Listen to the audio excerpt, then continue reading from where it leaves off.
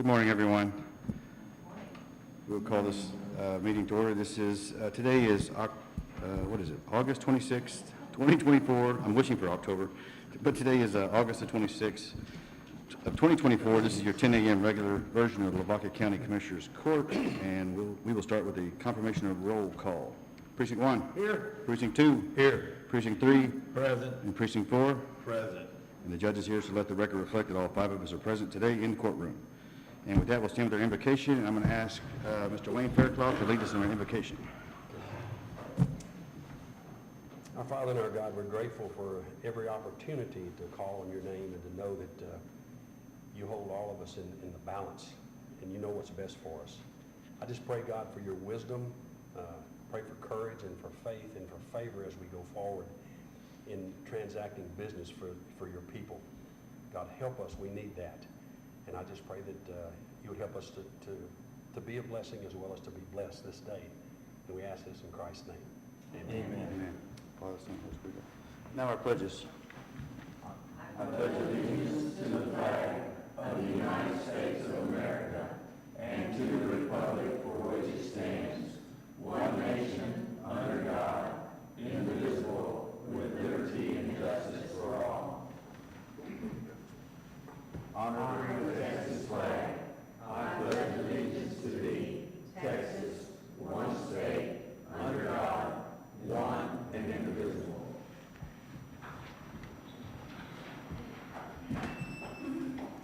All right. Thank you very much, Mr. Wayne Fairclough, for that beautiful prayer. We appreciate it. Today's always a special day. It's one of those, it's a kind of a culmination of a lot of activities that goes on in the county. We call it our budget hearing and budget tax hearings, where we're trying to pass a budget and a tax rate for the next fiscal year. A lot of work goes into this, and we'll say more as we go along. So we will start this today by having our public hearings first. So let's let the record reflect. The first public hearing will be to continue the collection of the $10 records management and preservation fee for filing documents in the office of the county clerk. That hearing is starting at 10:02. Do we have anyone that wishes to speak on that topic? Going once, going twice? Then we will close that hearing at approximately 10:03. Next, we have a public hearing on the proposed Lavaca County 2024/2025 budget, and we'll open that hearing up at 10:03. And we have one speaker that wishes to speak. Mr. Fisher, you want to come forward? And we'll give you a full 3 minutes on the budget and full 3 minutes on the tax rate if you want to. I think you full 3 minutes on each. Full 3 minutes on each. Or do you need the 5-minute thing? Okay. Just kidding. Oh. Six. We appreciate you being here, Mr. Fisher. It's always good to see you. I know you're a welcome sight to this county because you always have the taxpayers' interests at heart. So if you would state your name for the court, and you may begin. My name is Frank Fisher. Good morning, County Judge and Commissioners. I'm here to speak about the budget. At the end of last year's budget, this year's budget, which is September 30th, most unused money will be rolled over into the General Reserve Fund, which we call the rainy day. The Commissioners Court in 2011 had a policy recommending 18 to 25% in the rainy day fund for emergencies. Today, we have about $8.5 million in that fund. County policy shows that we should have only 18 to 25%, which is only $2 million. We've got an extra $6 million in the rainy day fund. You're not following court policy, Judge. How did we get here? Let me tell you how we got here. About 6 years ago, we were in that 18 to 25% range. But what happened was property valuations kept going up, and we didn't adjust the tax rate lower. And I've always complained that the tax rate could go a little lower in the last 6 years. Because the reason this money was coming in property values were going up. So we're going to use, out of that $8.5 million, we're going to use that thing as an ATM. And we're going to transfer $5.2 million from that fund to various accounts. Like $2 million is going to courthouse improvements. $2 billion is going to EMS. $790,000 is going to road and bridge equipment. $2 million for road and bridge for the 4 precincts. $200,000 for capital improvement. If we continue taking money out of the rainy day fund, the ATM, it will create an imbalance in the budget process for future years. The rainy day fund was established for emergencies and not to fund ongoing maintenance and operation. We will start next year, we're going to have $8.5 million in there, but it shows in the proposed budget at the end of that year, we're going to only have 5.7. How long can we keep taking money out of reserves? And anybody can comment to me on any of this, but don't count it as my minutes, okay? I got you 2.5 minutes. You know, I used to teach a class, and if a student in my class made a wrong comment that was incorrect, I would have to stop the class and correct him by reading what the rule is. So feel free to contact me if you need to. 6 years ago, when I was here, and every year, we keep talking about the condition of the courthouse, that it needs repair. Here it is, 6 years later, and the problem is still not resolved, and it keeps getting worse. What is that? Oh, I got you, you're over 3 minutes, but, Well, I got some important stuff here. It ain't gonna take me long. I'll ahead. go real quick. Go ahead. And then, okay, the county deputies and assistants, and their assistants, their salary is going from $184K to $354K. I think you hired some more. it was last year. Huh? It was last year's budget. Well, last year's budget was 184. This year is going to be 354K. That's what the budget has. Unless I read it wrong. That's on page 25. Take a look. Turn the clock off.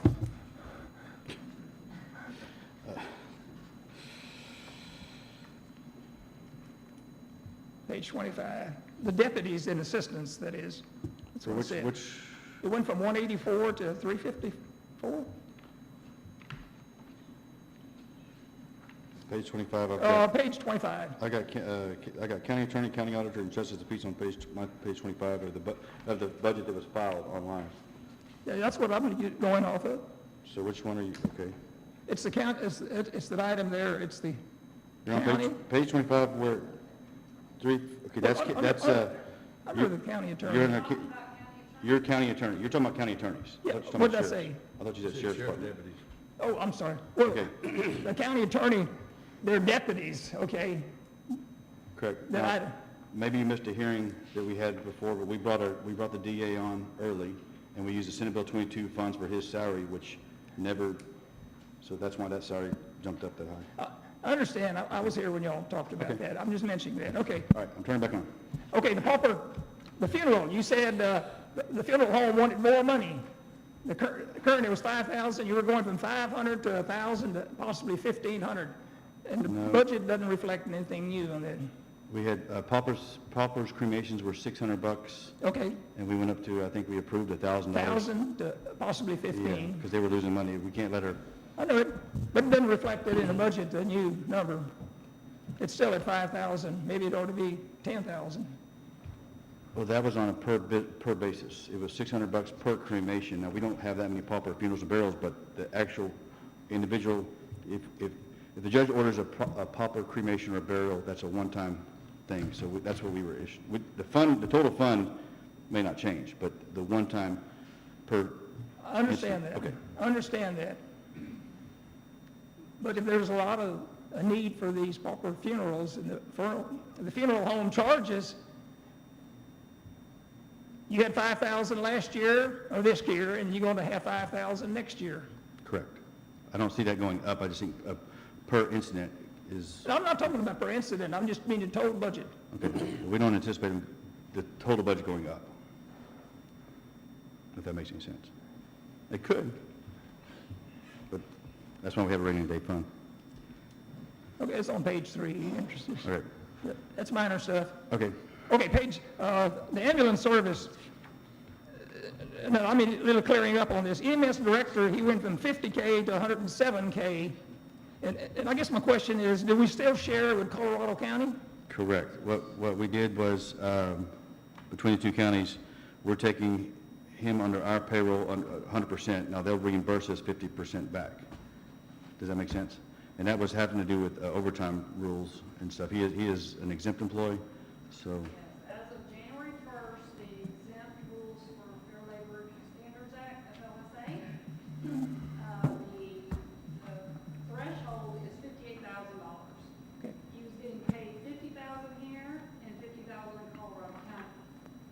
So what Colorado County and Lavaca County decided to do is Lavaca County just paid his whole entire salary, and they reimburse us in order to avoid us having to pay him 58 and them having to pay him 58, because that's what the law would be as of January 1st.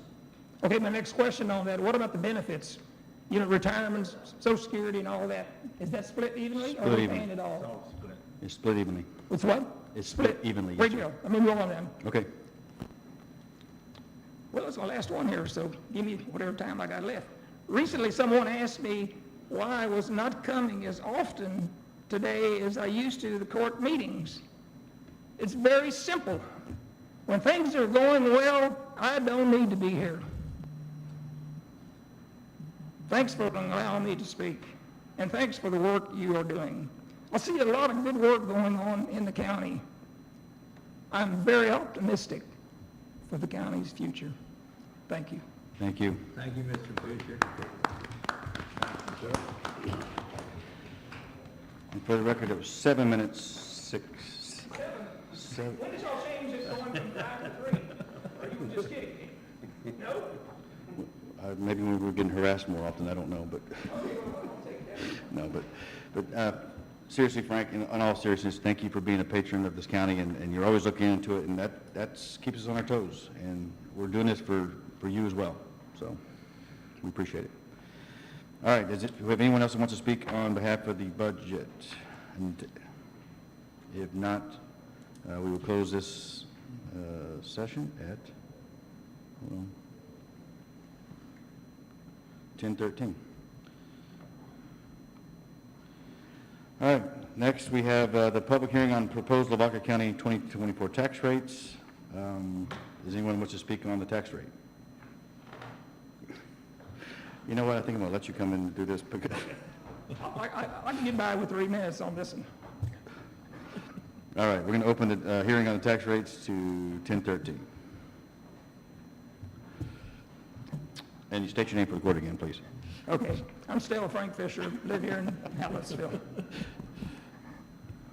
Okay, the tax rate is .5132. You're asking for the same tax rate for the next budget. Property valuations keep going up. This year, property valuations went up $916,000, or 4.85%. Even though the tax rate will be the same, more revenue is coming into the county because of these valuations. Inflation is up. Gas is up 46%. Food is up 21%. Housing and shelter is up 22%. Rent is up. Auto insurance is up 54%. Home insurance is up 15%. Utilities are up 32.9%. Senior citizens and others are having a hard time paying the bills. More people are coming to the community. More people are going to the Community Connection, which is Becky has, for lunch. And delivery of Meals on Wheels are up.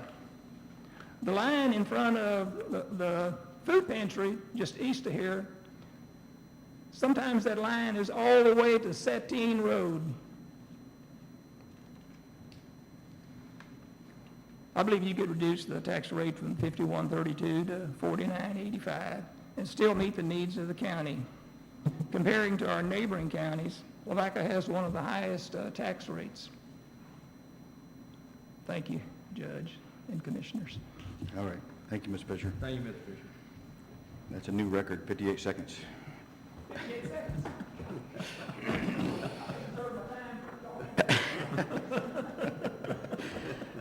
We appreciate you. That's efficiency. All right, anybody want to comment on the tax rate during the budget hearing portion? If not, going once, going twice, we will call that matter closed, and the official time of closing is 10:16. So that concludes our public hearings for this portion of our budget and tax workshop. Again, thank you to our speakers. Thank you, Mr. Fisher, for all you do. We call you the sixth commissioner, whether you knew that or not, but that's, you always have our interest at heart too, and we appreciate it. I don't think we put any announcements on the agenda, but do we have any announcements before we get started? Anybody want to say anything? Going once, going twice. I don't really have any announcements, I don't think. Really, I guess we're so focused on budget and so forth, but football season is here. So there we go, football season's here. All right, with that, we will go into discussion. Item number 1, discuss and approve the judge's state of the county report as promised. Hope most of you have a copy of that. Do we have any more extra copies? We have a few extra copies if somebody wants a copy of it. It's only 4 pages. I just want to highlight some things, touch on some things Mr. Fisher said, and this is kind of my perspective. This is not the Commissioner's Court. This is just my general observation of how we arrived at this time and place and what are some of our priorities. So I just want to highlight that. So I'm going to read some of this to you. Hopefully it won't be that long and boring, but the proposed budget for Lavaca County is now before us. I propose to keep the tax rate the same as last year at a total rate of 0.5132. This rate will generate approximately $916,104 more in tax revenue than last year, which is about 4.85% of an increase in new revenue. Of this new revenue, approximately $345,309 comes from new property being added to the tax rolls. So that's new construction, barn dominiums, houses, that sort of thing. The 2 graphs on that front page I think are important. It's basically the same data, just skewed differently. And this kind of shows us how the media can portray things. If you look at the first graph, it kind of dips down in 2014 and spikes back up, the tax rate, then you start to see a steady decline. If you look at that bottom graph, you see a very sharp decline difference. That's the same data in both graphs at the end. And so that kind of shows what the Commissioner's Court is trying to do. You'll see a couple of flat spots. If you remember from 2020 and 2021, we kept the rates the same, so you see a flat spot. And then right here, again, we're kind of keeping the rate the same, another flat spot. Now we hope to go down. That's our goal, is to keep lowering that. As valuations go up, we hope to continue this steady decline. But from my business practices, I would say steady taxation is better than dipping down below drastically and then having to spike back up. No one wants to see those rates go back up. So we're going to try to do an even, steady decline coming down is the goal from the judge's office. Now the commissioners, I assume they probably have the same goal in mind. All right, page 2, steady taxation is the key. So I'm not going to read that again, but we are staying below the state national inflation rates. So I think that's important to say. So as Frank Fisher pointed out, rates are going, things are food costs, energy costs, insurance costs, all rising. But the rate of our increase that we're taking in taxation is still below that inflation rate, and I think that's important. So number 2, in the past year, the national, state, and local economies have experienced a consumer price index around 5%, with energy and insurance premiums hitting 12% increases. Inflationary price increases not only affects consumers, but it affects us as a taxing entity. We have the same costs that are rising. The new revenue taken in by the county represents a 4.85 increase, which is below the state and national inflation rates. So I think we want to make sure that's clear to everyone that we're trying to stay below that rate. Number 3, I think this is probably the most important topic that the Commissioner's Court has addressed in recent years. But this budget, as Frank pointed out, places an additional $2 million out of our general fund balance and places it directly into the Commissioner's respective budgets to focus on roadways. The Commissioner's Court created a road paving agreement earlier this year, whereas the Commissioners agreed to assist each other with paving roads. They are jointly purchasing a seal coat machine and will be able to pave more roads without waiting in line for a contractor who is often staged 3 counties away. We must keep pushing forward with our paving and repaving efforts. Commissioners now estimate the cost of paving 1 mile of road is about $150,000 per mile. The county has 871 miles of county roads to pave and maintain, and that's a lot of roads. Number 4, reserve funding, as Mr. Fisher pointed out, can be a point of contention for some. But it is important and prudent to keep pushing our reserve funding upwards and maintaining a healthy fund balance.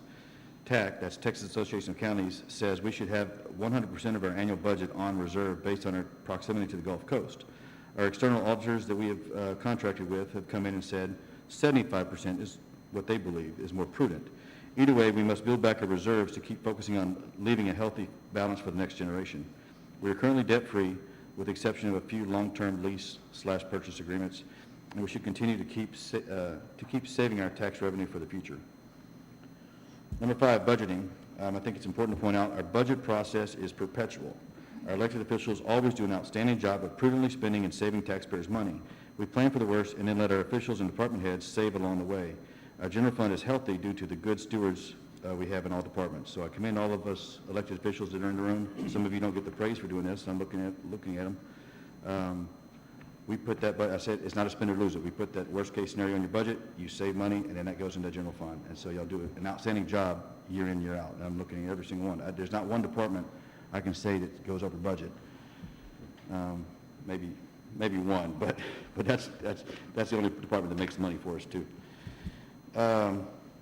Number 6, unfunded mandates. The state has attempted to offset unfunded mandates with several new funding sources. We've taken advantage of those. Senate Bill 22 funding has provided supplemental funding for the sheriff's office and attorney's offices. In addition to that, the cost of housing, food, and providing medical service to inmates continues to rise. So our budget reflects that we know that that's impacting us. The cost of trials and hiring professional employees is rising. Cost of attorneys they're in high demand right now. As I see JR in the back of the room, JR will tell you deputies, dispatchers, jailers, and attorneys remain in short supply or in high demand. So we're having a hard time recruiting some of these to our county. Further, the state keeps mandating training for county employees and officials, which becomes costly and time consuming.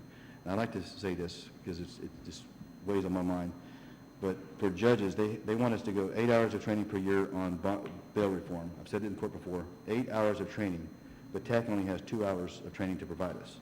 So that means we would technically have to see the same training 4 times to get a required training in, and it's ridiculous. I've done 4 hours of my training this year, just by the way, so it's redundant material.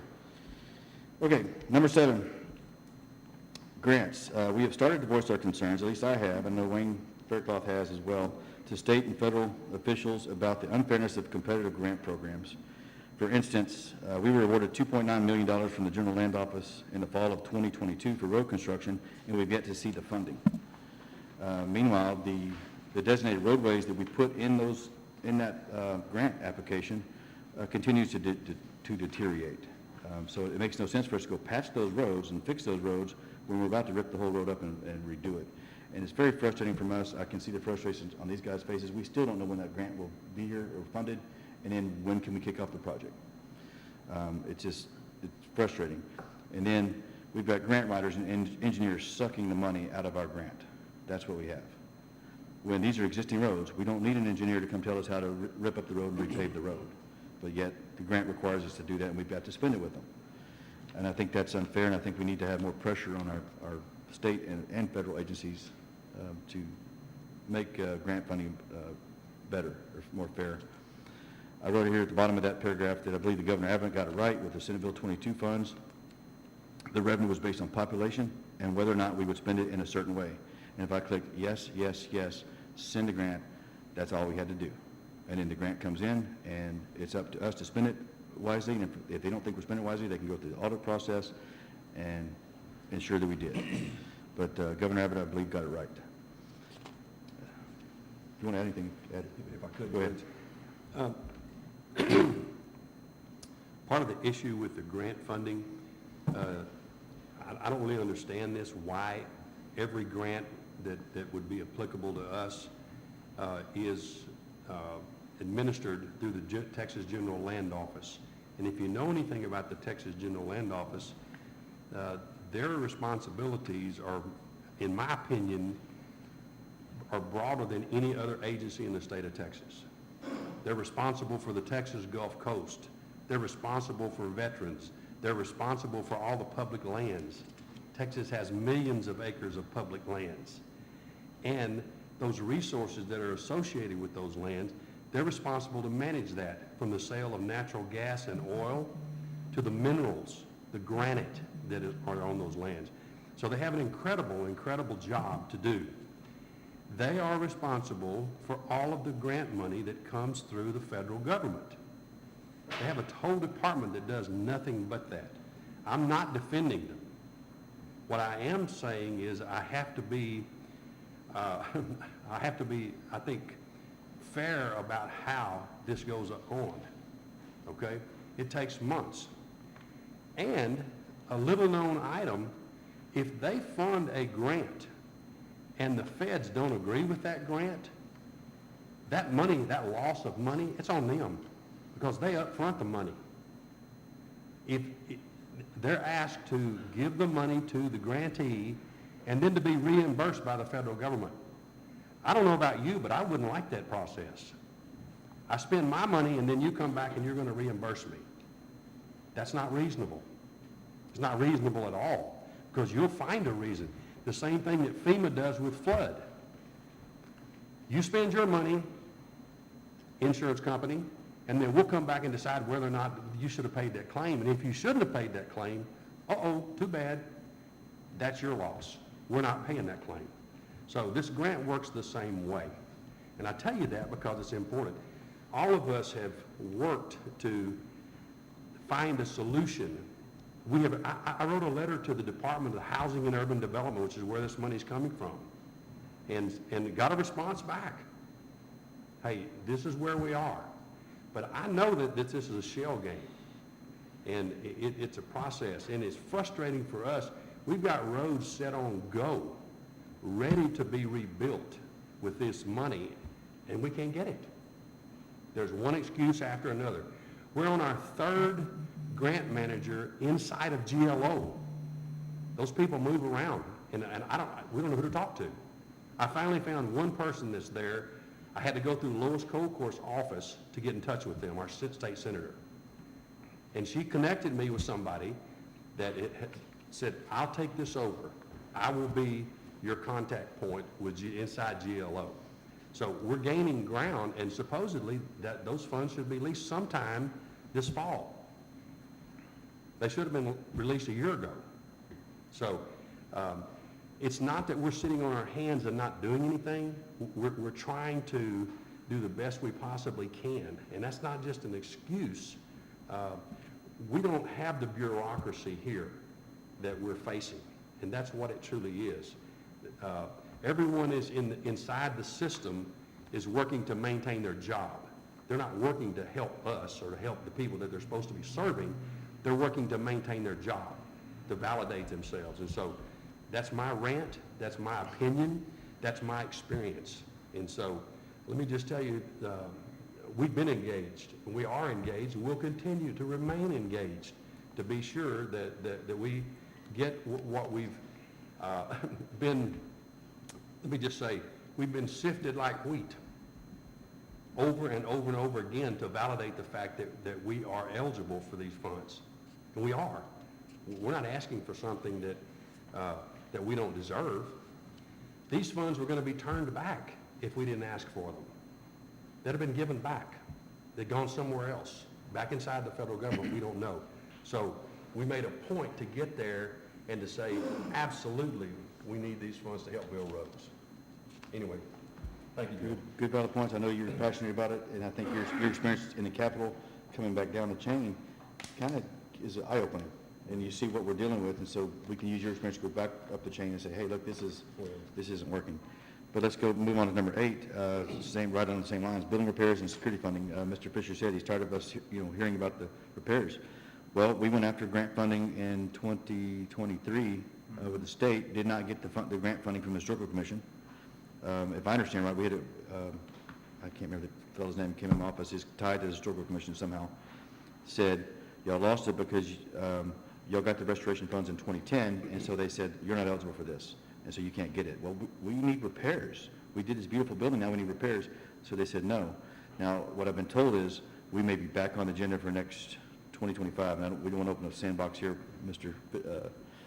Kubitschek, today, but we want to go back in this, and what they're telling us is be ready to, shovel-ready projects to submit to the state for these repairs.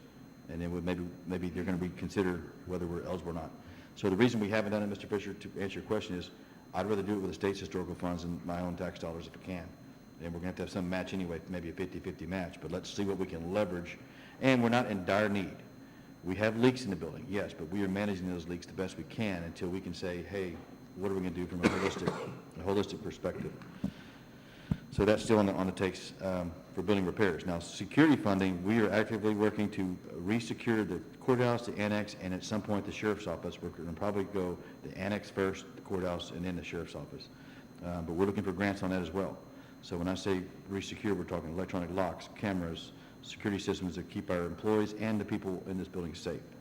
So that's coming.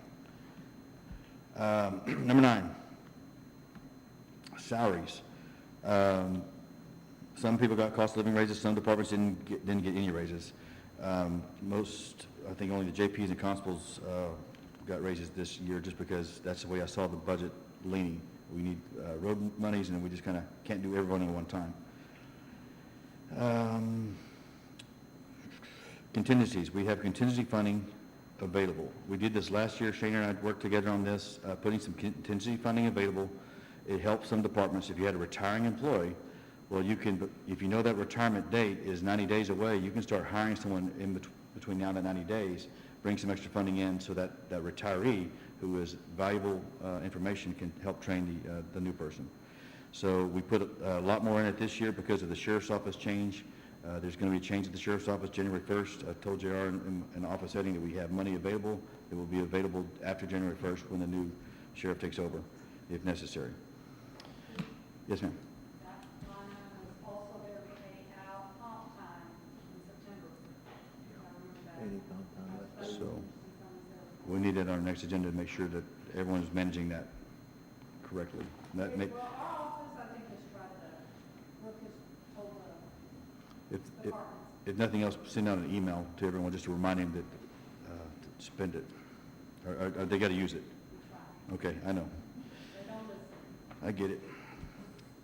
Okay, number 10, first response. Our continued priorities will be EMS, volunteer fire departments, and county-wide law enforcement. We increased the fire budget again this year to help out our volunteer fire departments. I think it's crucial to know that this county has their backs because they fight a lot of grass fires, and we've got their backs. Number 12, population growth. State economists predict, and y'all have heard me say this before, Lavaca County will grow by 50% by 2060. We are in what they call the buy zone between Dallas, Houston, Austin, that triangle. Anything in that triangle is valuable property because it's swelling population-wise. We're right in the middle of that. However, I think we've seen a little slower growth in Lavaca County. After talking to the appraisal district and some area key leaders, we think it's high interest rates have restricted the building of land, but more importantly, there's just not enough land for sale. No one's turning loose of land for development or for dividing. So the available properties for sale are just not there.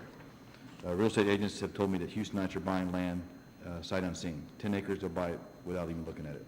That's pretty incredible. Okay, last page, I'll make it short.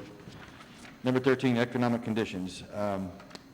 I met as a whole with, we called a meeting with all of our city councils, just a couple of representatives from each city to the table, and we wanted to know, what are your problems? They have the same problems we have.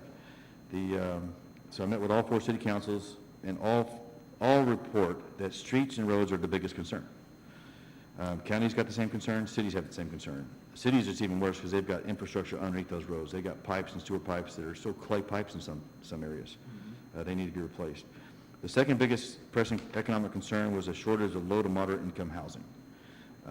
We see that in the sheriff's office. If you want to recruit a sheriff to town or a deputy to town, where are you going to house them? There's no place to buy. It's a problem. So it's difficult to keep workers or recruit employees without readily available and affordable housing. I think all the cities kind of know that's a pressing issue, and it's difficult to start or attract new industry if you don't have available workers. So it's kind of a combination of issues. I'm not to pick on Dairy Queen, but I think they weren't opening up till 12 o'clock noon because they don't have labor. to come in and work at a fast food place. So that's a problem. Number 14, subdivisions. The county's been working with our 4 cities to discuss the need for affordable housing to be close enough for cities to provide water, electricity, sewer, and garbage collection. So the next phase, if we have some development, and maybe outside of the city limits, something that the county can say, yes, we approve of this if the city will provide the sewer, water, and city water and sewer to it. The county, we've been experiencing the 2 to 10 acre ranchettes. We're not seeing major subdivisions coming in, but we still could be hit with that. I think this court kind of agrees that a true subdivision in planned neighborhood with small lots of an acre or less needs to have municipal supplied water and sewer services to it, and that's pretty much the understanding rule. Number 15, inmates. I looked on our roster today, and we are max capacity. So we have maxed out our jail 48-bed facility. I hate to say that number, but I think he said 52 inmates. So 52 inmates, we're over max, and I think we're putting inmates in other locations as well. So we're looking to work with other counties to put our inmates in, but I think, crimes as theft, drugs, sexual offenses are on the rise. We've got 2 murder trials on the docket. Our court system is back in full swing. James Reeves is here. We checked him into the office about 2 weeks ago, and we're going to have trials, and we're going to have, if we have to. So we're going to probably need to look at more space eventually, and I think that's just a matter of time. Last but not least, number 16, and I'm going to read this in full. The telecom system / dispatch. We have committed to a $3.1 million 700/800 megahertz text-borne communication system to strengthen first responder communication with telecommunications operators. This system strengthens law enforcement and first responders throughout the entire south and eastern Gulf Coast. The system will utilize 3 tower sites within Lavaca County as well as towers in neighboring counties to provide a superb coverage area, enable us to communicate better with neighboring counties. In other words, the growth is happening outside the cities. We need better coverage in those zones. That's what we're after. The county has picked up this tab 100%, and that's allowing our city partners to focus on using the system. So we felt like we don't need to piece out, part it out, and we're going to absorb it and go forward. We're asking the cities to, if you break your radio, that sort of thing, they'll have to pay for radios in their own departments. I want to say a big thank you to EMS Chief. He's sitting in the back of the room, Michael Furr. Michael, thank you for taking the lead on this project. We mean that from the bottom of our heart. Without Furr's leadership and regional understanding of dispatch issues, this project would have not been possible, and I mean that. So we can't say that enough. So in summary, this is just a partial list of county activities and issues. This budget challenges each department head and official to do more with less. We gain $916,000 more in tax revenue, but we will also be spending down the general fund by over $2.8 million just to accomplish our roadway issues. So we're going to, sometimes we grow that fund, we're going to put it back, it's taxpayers' money, we're going to put it back in taxpayers' hands by paving roads. And that's our intention of the next couple of years, is to pave more roads. That's my objective. That's what I hear from the constituents that I talk to. I think these commissioners will tell you the same. We got to focus on roads. So lastly, I say steady taxation combined with steady growth, which we expect, steady county growth, that'll lead us to a better place in the future. So that concludes my long-winded rant. Appreciate your understanding, time, and patience. With that, do I hear a motion to accept that report, or you want to add to it or say something else? Now's your time. I'll make a motion. Okay?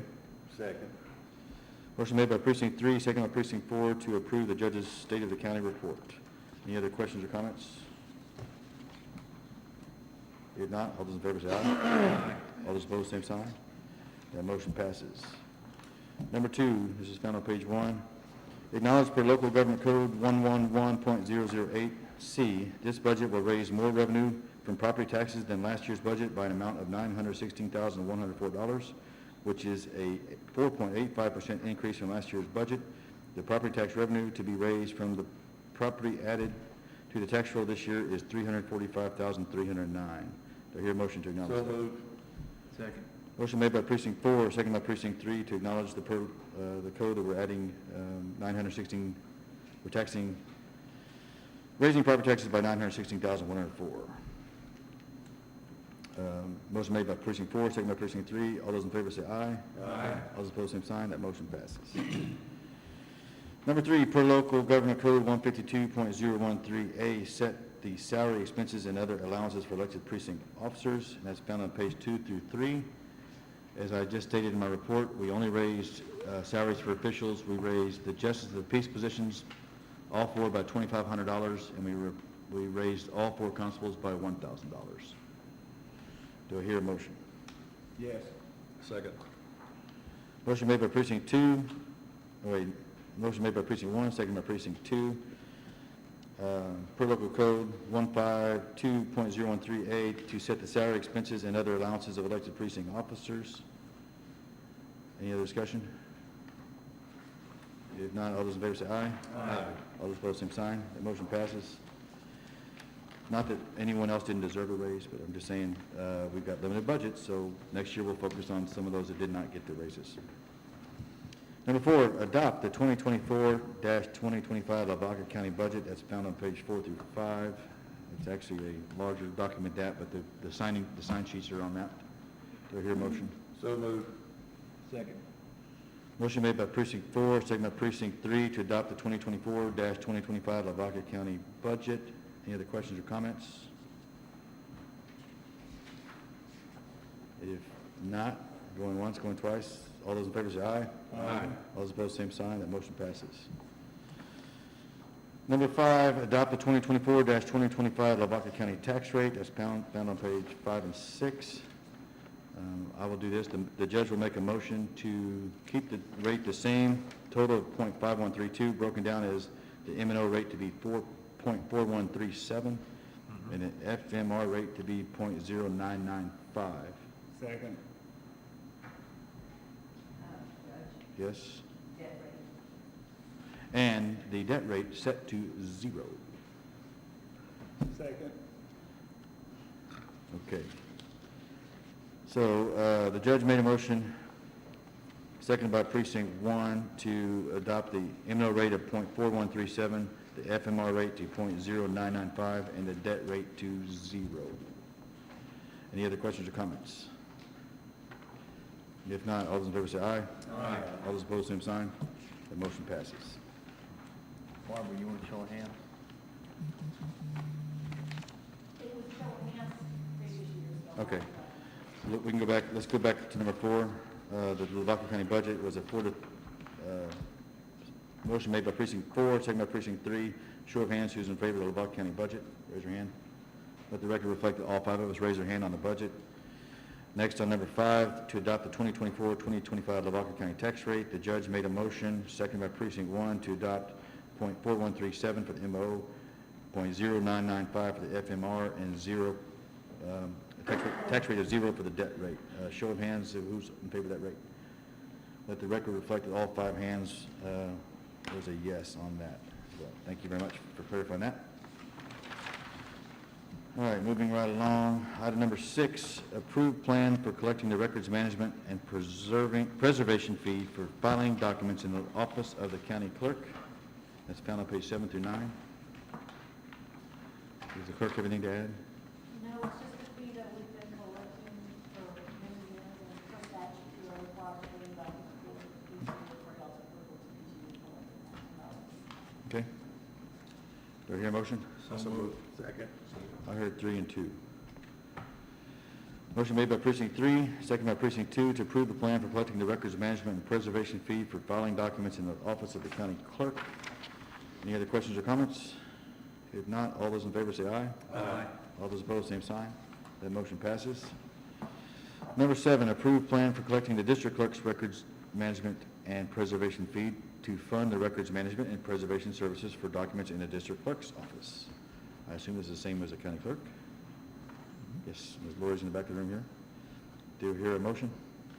So moved. Motion made by precinct 4, Second. second by precinct 3, to approve the plan for collecting the district clerk's record management and preservation fee to fund the records management and preservation services for documents in the district clerk's office. Any other questions or comments? If not, all those in favor say aye. Aye. All those opposed, same sign. Motion passes.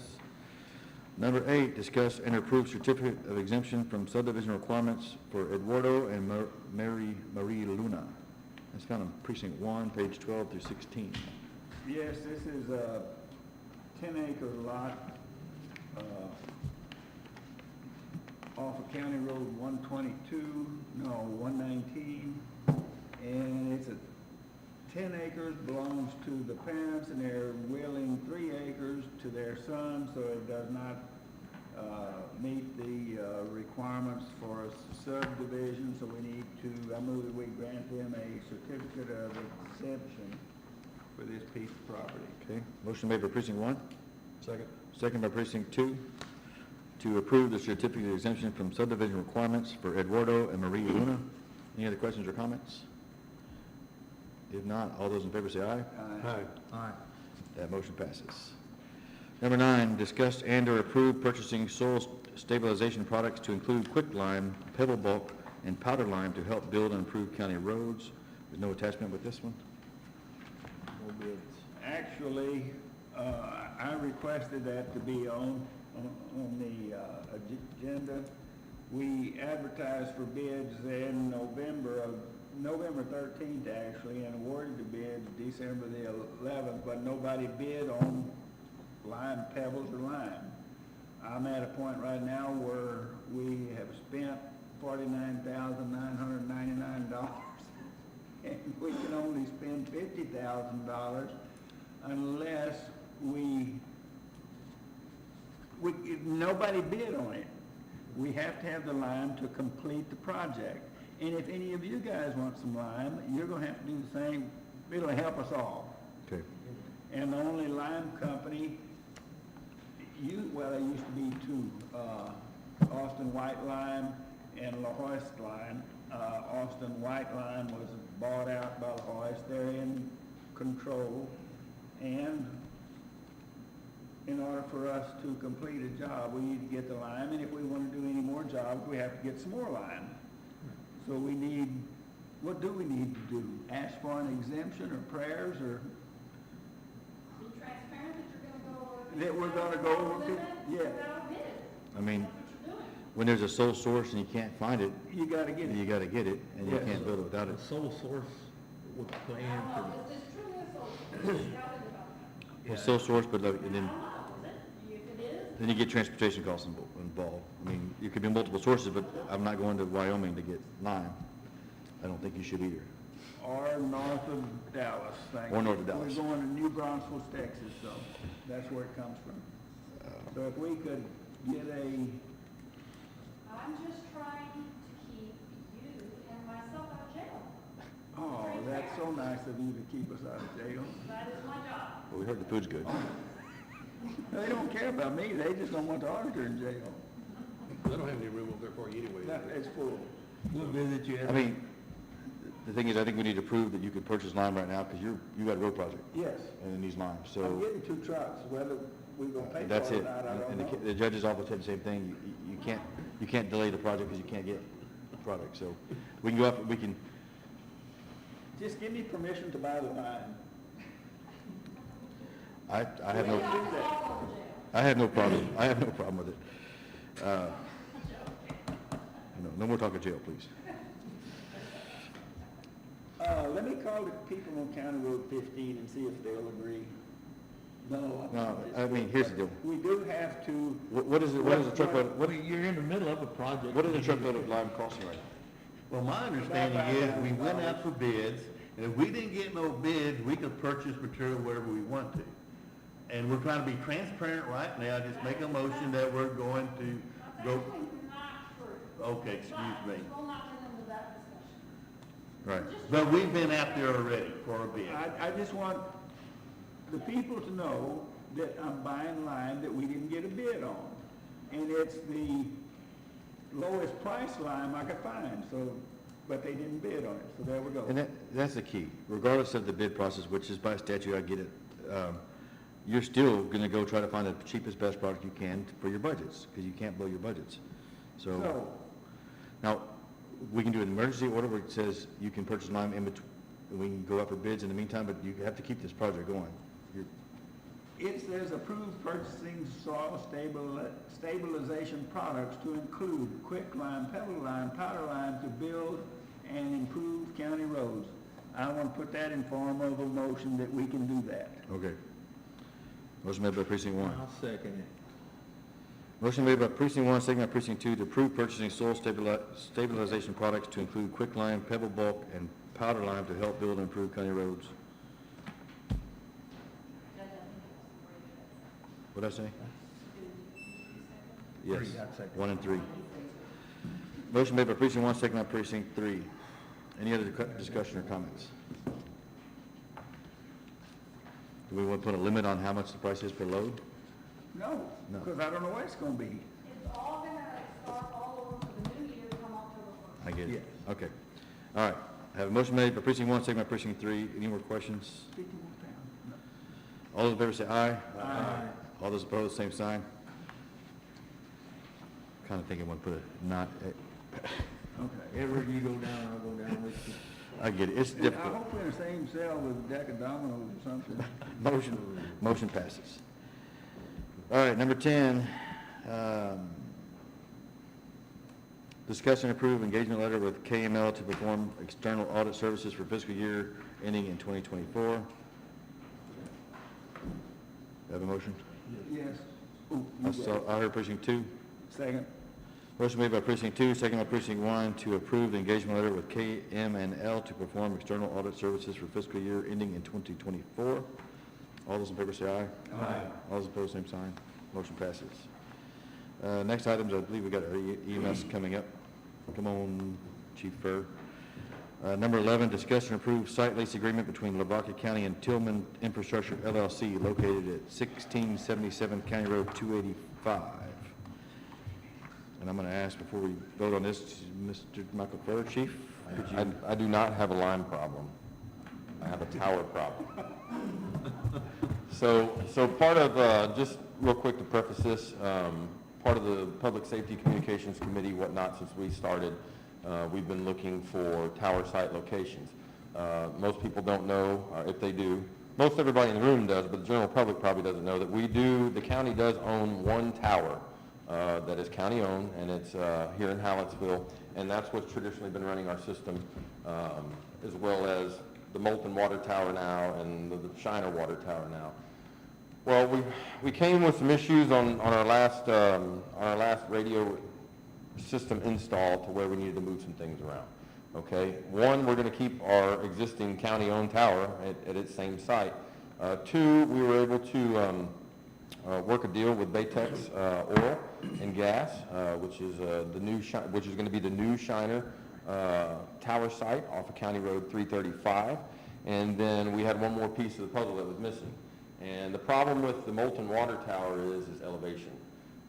That was the problem with the last build of everything, really, was elevation and getting these antennas off the water towers. So we looked and looked and looked and finally found a site. This site was actually pretty new. It was built in July of 23, I believe. So this is a brand new tower. This tower is located just north of Moulton. And it's been a very arduous process trying to talk to Tillman, who owns the tower, and trying to pull information and get a lease from them. Finally, we did. This has probably been about 8 months worth of work just to get this information. But as you can see further on in this document, this is a very big document, but we've talked before when this first came in, is that probably 2/3 of this document is actually just the lease from the actual landowner to Tillman. Page 1 through about 7 is the lease. And I want to go through a couple things real quick here. For one, after today, if you gentlemen do approve this, I'm going to write Tillman back and let them know that they need to change the site lease agreement from Lavaca County of Emergency Management, don't know where they got that, but to Lavaca County rather. If you go down to number 3, it talks about antenna facilities and permitted use. We have got all permits that we need to put our things on this tower.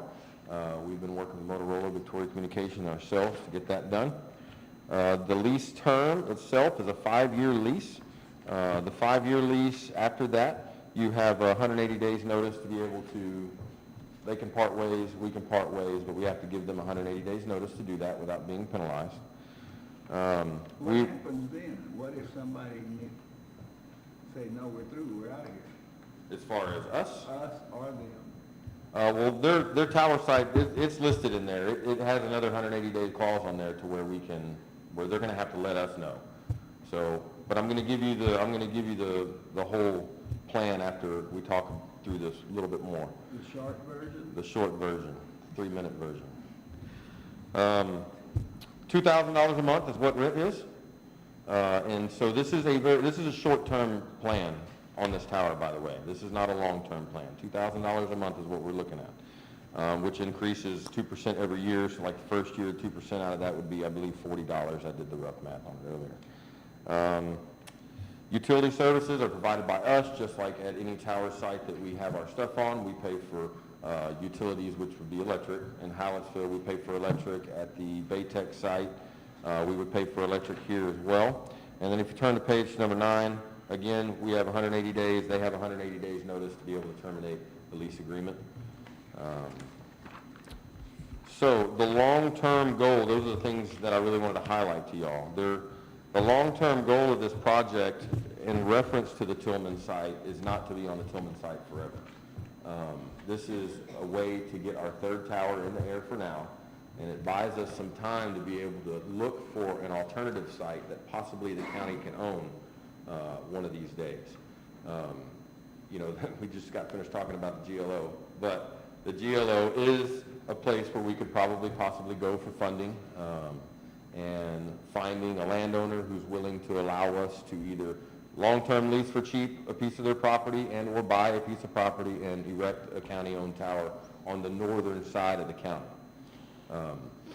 Going back again real quick, that is the problem with having to go to this Tillman site, is that the elevation for our radio is just, the elevation for the water tower is just not good enough. Molten essentially sits in a bowl, and so does Shiner. And so we have to get up above that bowl to be able to project out the best we I possibly think can. Hallettsville is in a bowl too. Okay, Alice is in a bowl too. And Yoakum. And Yoakum, and Sweet Home, we're all in a bowl. But elevation has become very, very important, very key in the selection of the sites for these towers. And right now, as we speak with this Tillman, we're going to be approximately 150 to 175 feet higher with using the Tillman site, with using the Baytech site, and connecting back to the sheriff's office and our Hallettsville site. How long do you plan to stay at that site, you said?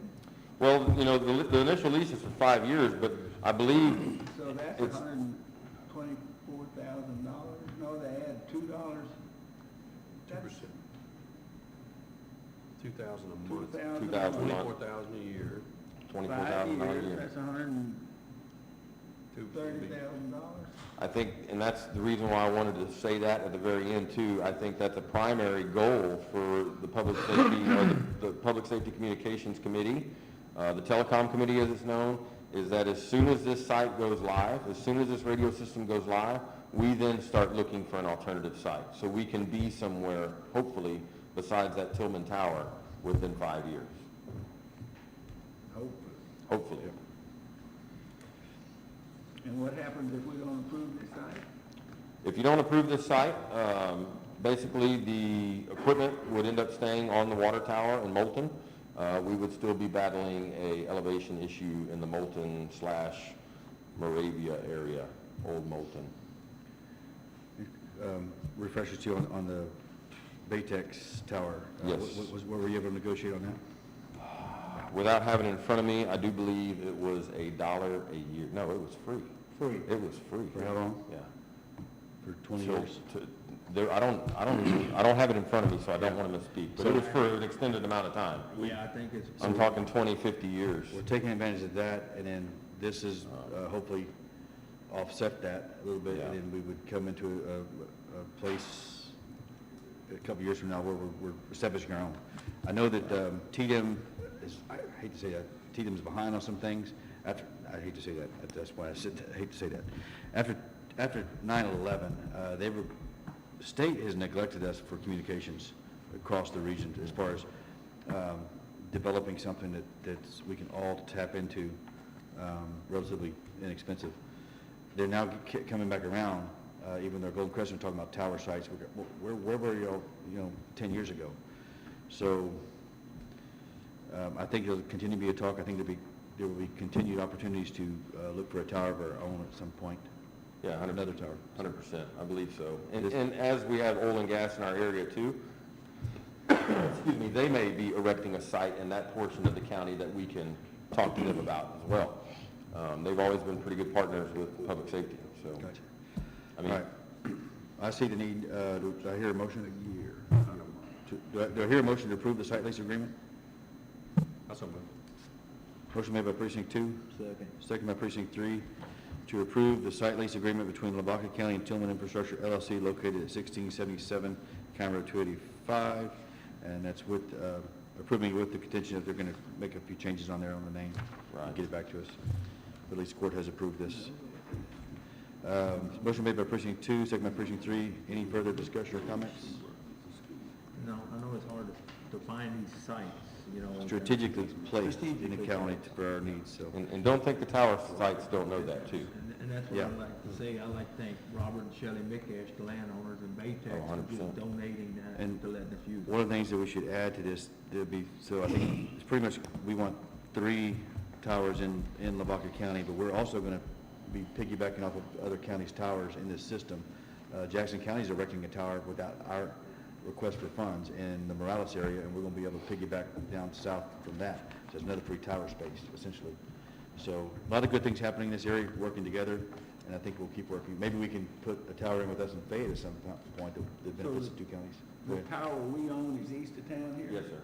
Sublime area. And Shiner needs a tower, you think? We have that one secured. It's the Baytex site on 335 for free, long-term lease.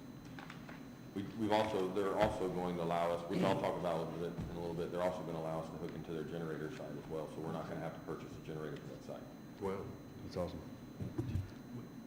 question, Judge, Michael, just Yes, sir. if you know or don't know, it's okay. Can you give ballpark figure on what it would cost the county to acquire and build another tower site? I sure can. Colorado County is doing it right now. They secured GLO funding.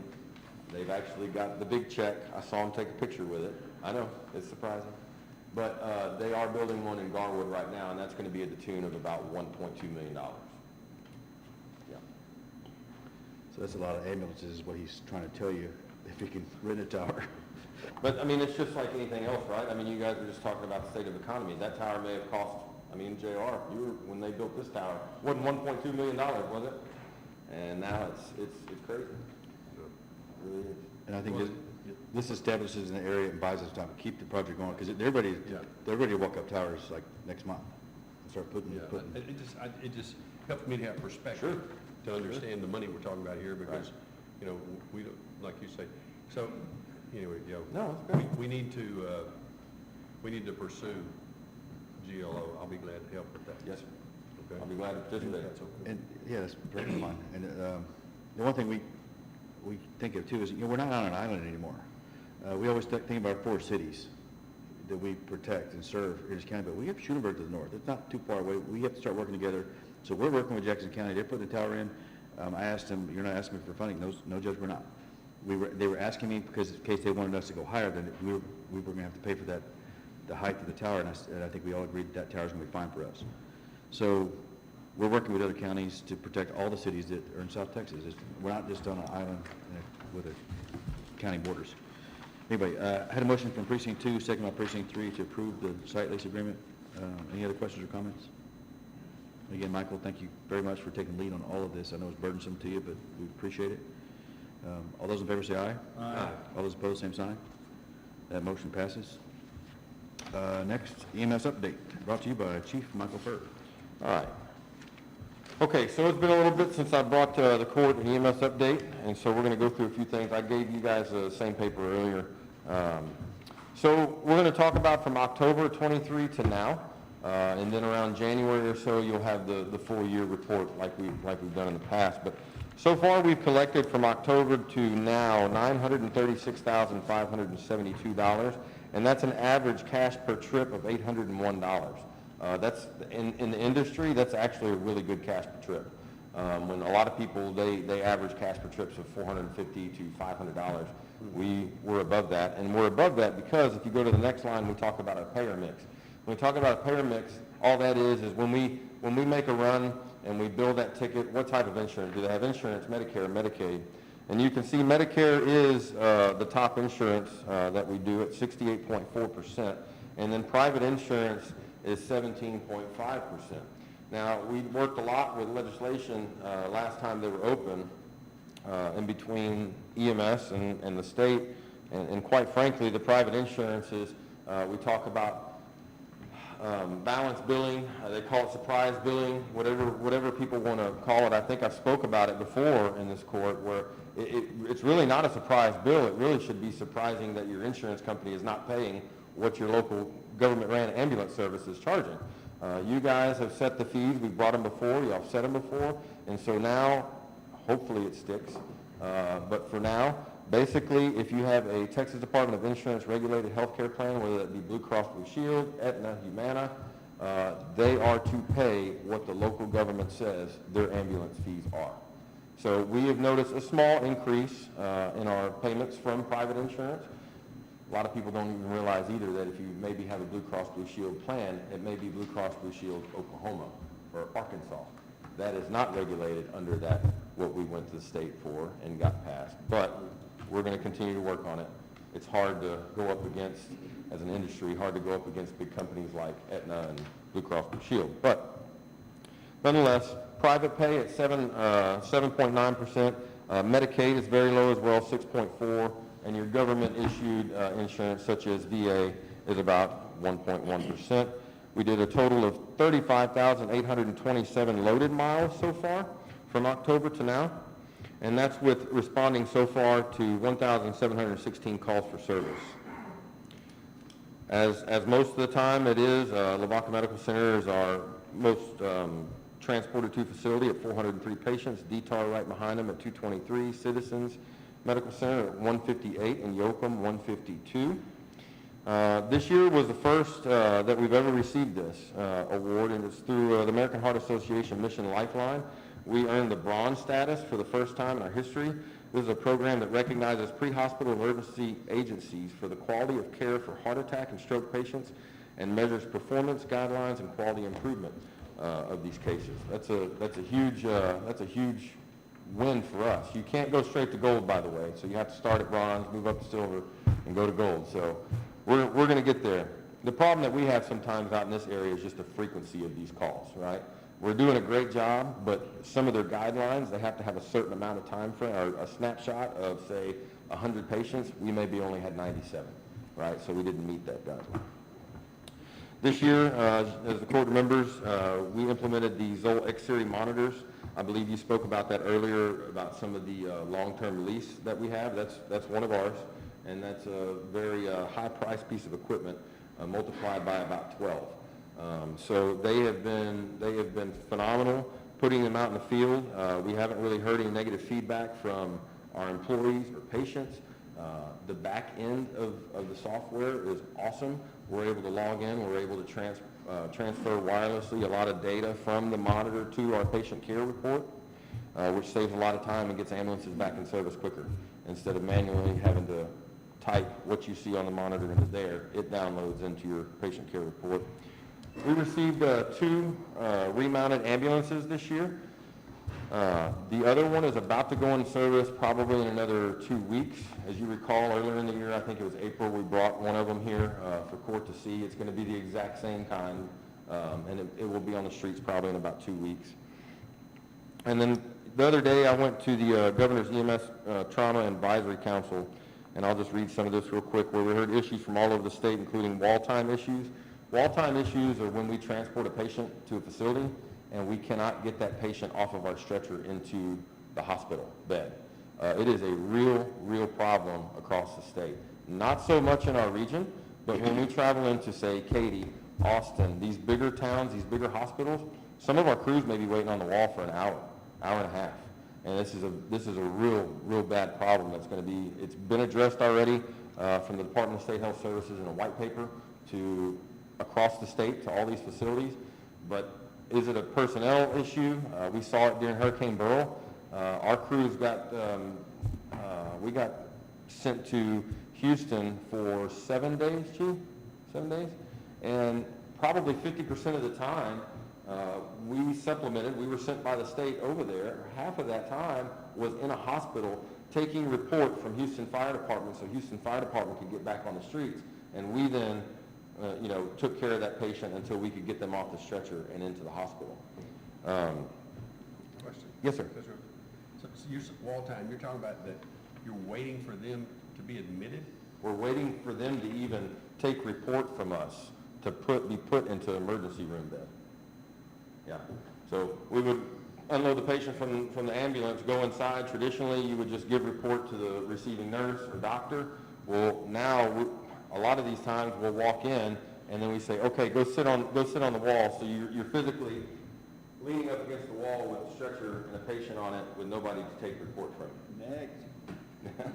Exactly. And they just start backing up and backing up and backing up. And Hurricane Beryl was a great example. I mean, they were inundated. So, anyway, we also heard a presentation from Tucson Fire Chief about some workplace violence issues that they have. It's getting more and more commonplace too in EMS that, just to be real blunt about it, that we're getting shot at too, and we're getting attacked in the field. And to hear his story was just amazing. I mean, they responded to a fire and all of a sudden were shot upon, all the firefighters. One of the EMTs ended up getting killed. The paramedic that was there as well was severely wounded and ended up getting out of EMS after this. And the shooter ended up, his life being taken by law enforcement once law enforcement showed up. So we're going to be working with the EMS committee on the EMS education committee on that. Also met with the state EMS director while we were there as well. And one thing that we're working on is the complaint process through the Department of State Health Services and how their specialists are just inundated around the state too for anonymous, erroneous complaints against providers.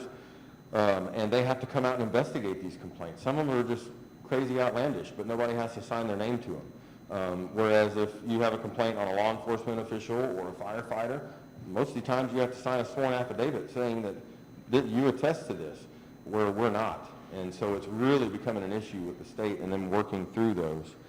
And then lastly, talk about Senate Bill 8. I've talked about it a couple times. Senate Bill 8, we were able to get quite a bit of money, ARPA money to DSHS, and we dispersed it throughout the state.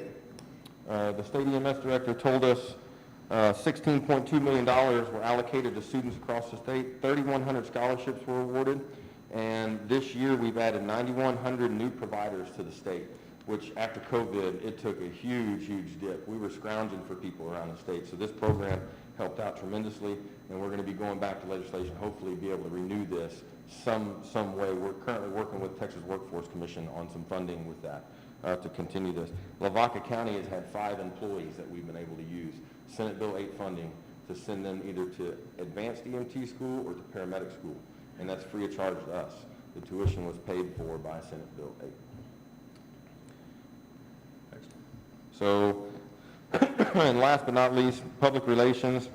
We've seen a huge uptick in the last probably year and a half in PR events, and I'm not just talking about showing up and saying, hey, here's an ambulance, you can come look at it. We have groups, organizations, schools. We were talking about earlier, Meals on Wheels, Community Connections. We teach CPR, first aid, AED for them a lot, and it's going great. I think once we started really advertising that we're doing that, then people are like, oh, hey, they can come over and do that. And so we're stacking them, which is great. We're stacking them up. That increases survivability rates for the lay people, and we're in rural Texas, right? It may take us a minute for us to get to you. The more people who know CPR, first aid, is the better survivability we have for our citizens. And that's the EMS update, unless you have any other questions. I just wanted to add something and I was going to tell Jimmy Apple about it too, ask him. In my report that I was giving about our growth rate, I didn't have time to go ask all of our school districts, what is their enrollment rates? And I'd like to know what is our schools' enrollment rates for the last 5 years. Is it going up in population or not? That would tell us one thing. But my guess is we're seeing an aging population. We're seeing people come here to retire. So we can't quantify how many people have moved here, but we feel like there's just a lot of people that came here to retire. And are y'all seeing that call volume? Is it Is it going up? Call volume had a small tick up this year, but yeah, I mean, that is the majority of our patients, is the aging population. Okay. That's also, I think I've said it here before too, that's also a complaint that I get from time to time is, for example, somebody lives down by Speaks and they say, well, it took 19 minutes for you to get here. That's good. You know? It's real good. But, you know, some people don't have that expectation. They don't understand. When they move out here, they're used to an ambulance being 5 miles away from them everywhere they're at. And out here, you got to know where you're moving, you know? Another issue I want to bring up to you while you're here in this courtroom is we had a law enforcement committee meeting, or our police chiefs came to the courthouse, and we met with Gulf Bend during that time. The Gulf Bend executive director, we know we've got problems at Gulf Bend. We want to solve those problems here and make it better. So just letting you know that, and I think that's some good work. EMS is definitely committed to that project as well, wherever we can do it. It's a problem, and if do you want to talk about the problems with that? I can speak very briefly to it. It's not a secret. It's a statewide problem as well. Mental health in our communities and the treatment of mental health patients. You know, there has been a long-standing issue in between hospitals, EMS, and law enforcement, how these patients trickle through and trickle out. A lot of patients we see end up in jails when they don't need to be in a jail. They need to be in a treatment facility. But gaining acceptance into a treatment facility is also challenging and also holds up an ER bed.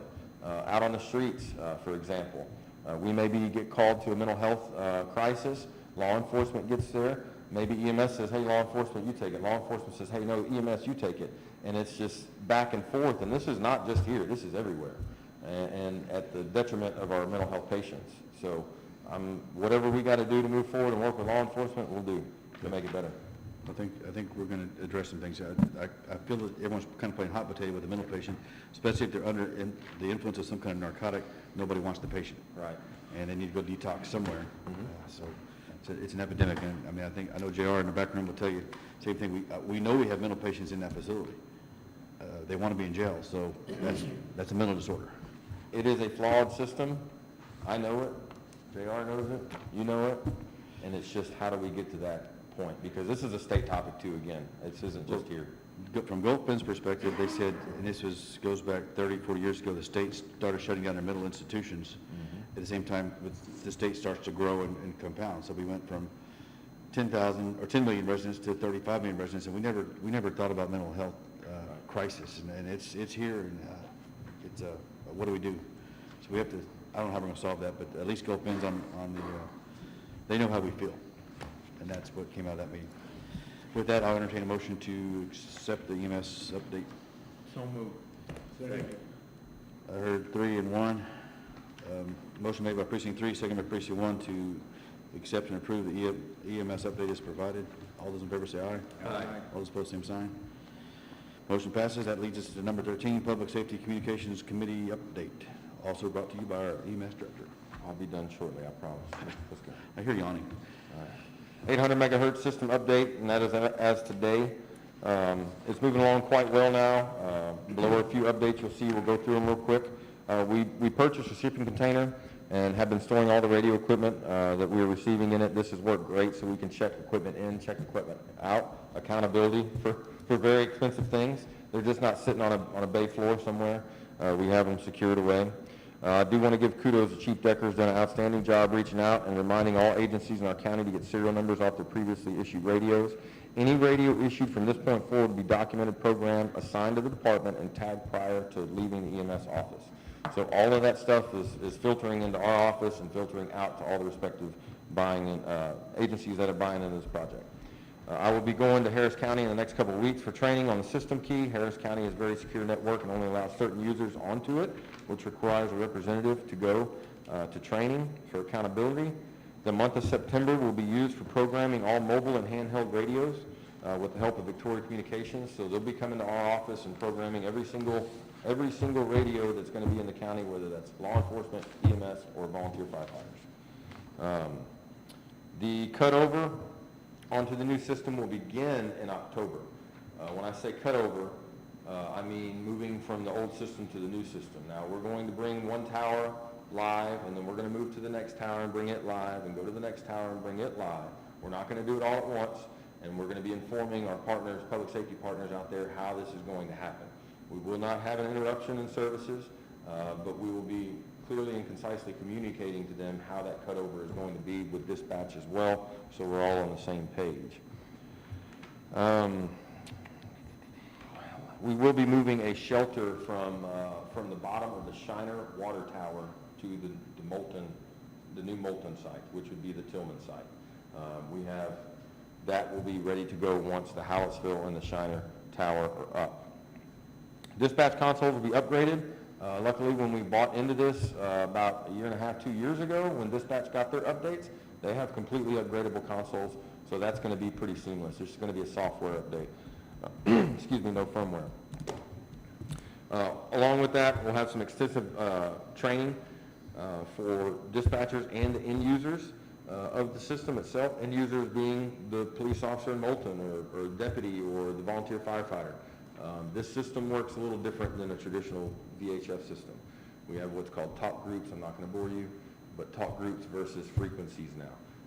Well, we used to have frequencies, now we have talk groups. So we're building a educational platform so we can go out and talk to everybody on how to operate their radios and how they can navigate them. Currently, I'm working on getting a memorandum of understanding signed with surrounding agencies to share each other's talk groups and their frequencies, and they're starting to come back to me slowly but surely.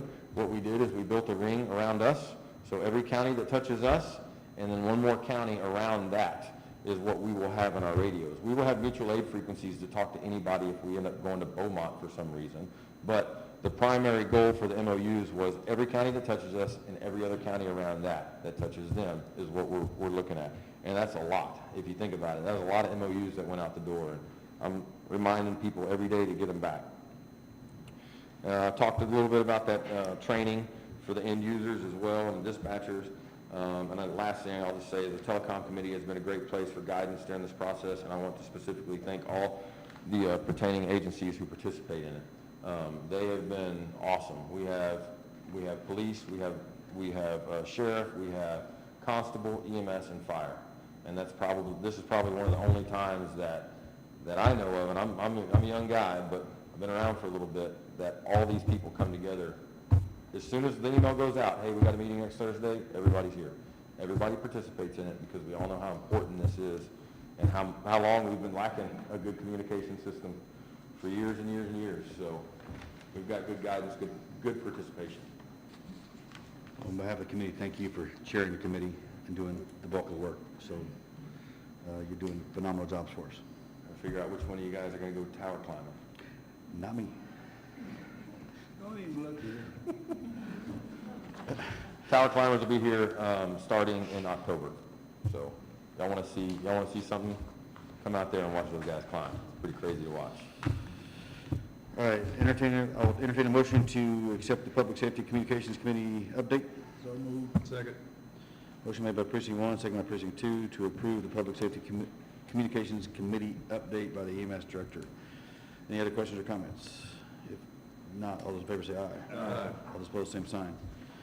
All right, motion passes. Last but not least, number 14, discuss disposition of 2014 Dodge Ram 3500 Fraser ambulance, bin number 37WRSBLOEG1892556. Brought to you by the EMS Director. Do I hear a motion? So moved. Second. Motion made by Precinct 3, seconded by Precinct 4, to discuss the disposition of 24, I assume it's discuss and approve, but approve the disposition of 2014 Dodge Ram 3500 Fraser ambulance. Would you like me to elaborate real quick? You want to elaborate? Oh, okay. All right, City of Wharton EMS reached out, their EMS director, they were down a truck and they were looking to what they could get in the surrounding areas. She ended up reaching out to me. We do have an extra truck that is just been sitting there. So we have the asset to be able to give to them to get them back to where they need to be in their fleet. And so that's where we're at. Okay, so since Lavaca County doesn't have a purchasing agent, and that kind of falls on my back, typically we auction or bid out county surplus, and the local government code that states that says the Commissioners Court may periodically sell county surplus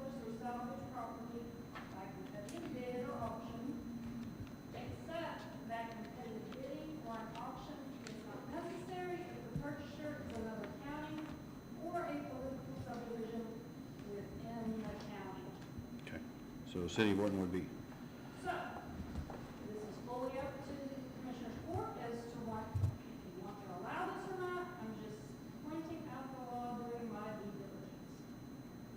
Basically, like I did that time, do an interlocal agreement type deal.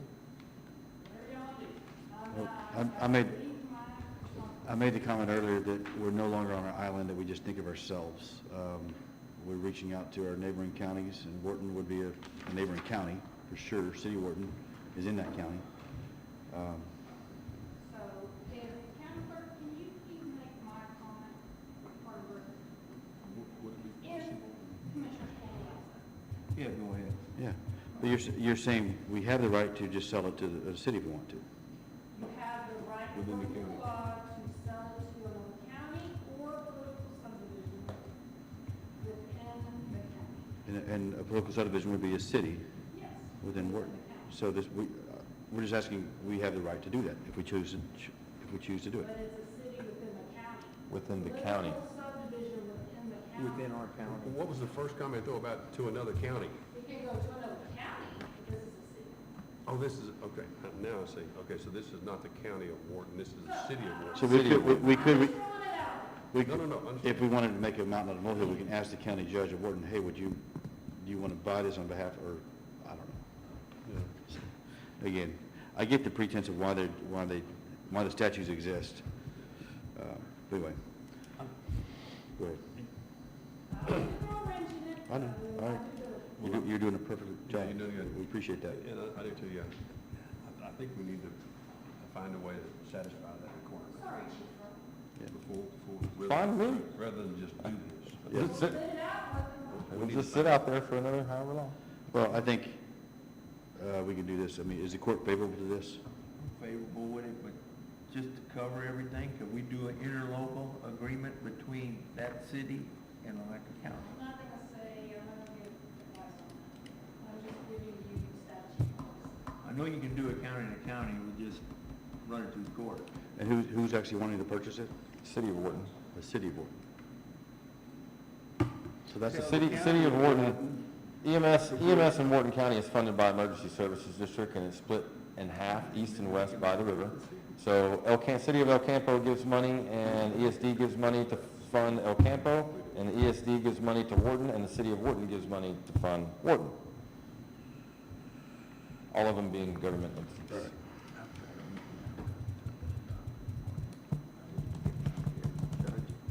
This? 2 more weeks wouldn't hurt, would it? Okay. All right. It doesn't hurt me. I would like to retract the second or first, whichever You- one, and you made a table this motion. till the next meeting. Okay. Motion is made by precinct 3. He retracts his motion. Motion is made to table the motion, table the item until we can find out further clarification, Yes. or a clear path. A clear path. Okay. Motion made by precinct 3 to table item number 14 until we can find a clear path of disposition if it's going to City of Wharton. Okay. Second by precinct 2. So motion made by precinct 3, second by precinct 2 to table this motion until we find a clear path forward. Any other questions or comments? If not, all those in favor, say aye. Aye. All those opposed, same sign. Everybody has Thank you, to leave gentlemen. for another meeting. Thank you, Mike Fur. Mike, we're gonna technically look to the way to get this done. Yeah. All right, next item number 15, discussion and approve the burn ban that was implemented on August 22nd, 2024. If you're not aware, the judge declared a burn ban on August 22nd, 2024, once we reach over the KBDI index of over 500. Do you have any updates on it, Mr. Decker? If not, I got some data from today I pulled off. Yeah, we're sitting at 549 right now. Of course, it is raining outside right now, but just like anything else, it doesn't rain grass. Right, What the biggest problem is, there you go, come on. Come on. I had 542 is what they were showing this morning. That's probably of yesterday's data. yes, sir, yeah, that updates every day at 10 o'clock. So the new updated number is 549. And again, actually ran into a good shower today coming through Weed. And so that number is likely to drop. I don't know if it's going to drop below a 500 by tomorrow. But the biggest problem is that we've had some rain in the past, we've had some good growth, and we do have some green grass, but a lot of the grass that did grow and didn't see rain has now died, right? And so with the rain that's coming, that's great.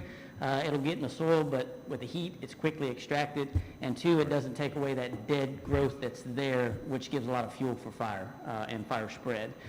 So the day before and the day of, and since then, we've had about 5 grass fires when months before we really didn't have any, which was great. It was a blessing. But we're getting to that point where everything is kind of drying out, and that spread is what we, contribute that most to, is because it's okay if we can keep it contained to the landowner's property, but once you start getting through fences and things of that nature, we start running into a lot more problems. All right.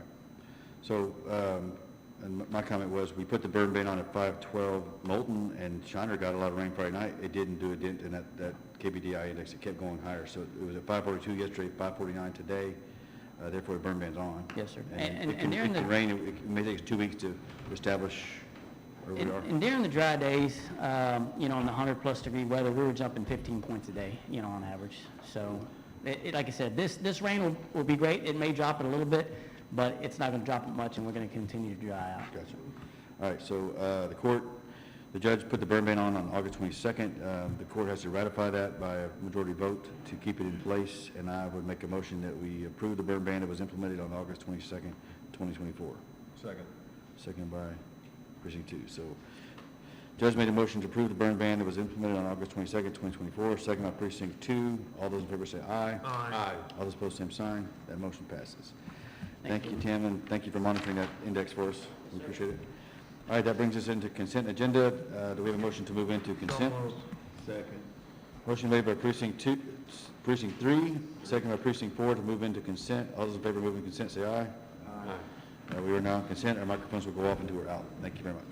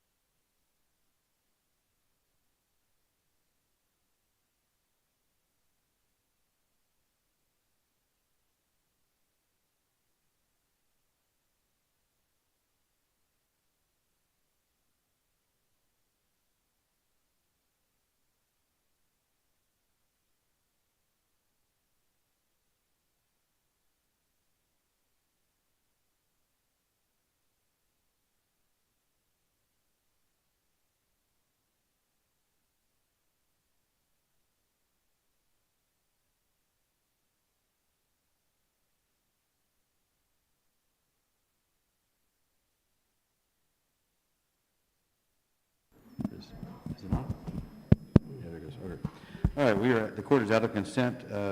Is there any other business of the court? If not, I'll entertain a motion to adjourn. So moved. Second. Motion made by precinct 2, second by precinct 3 to adjourn. All those in favor of adjourning, say aye. Aye. All those opposed, same sign. We are adjourned. Thank you very much for attending. Our next court session will be on September the 10th. This will be a Tuesday.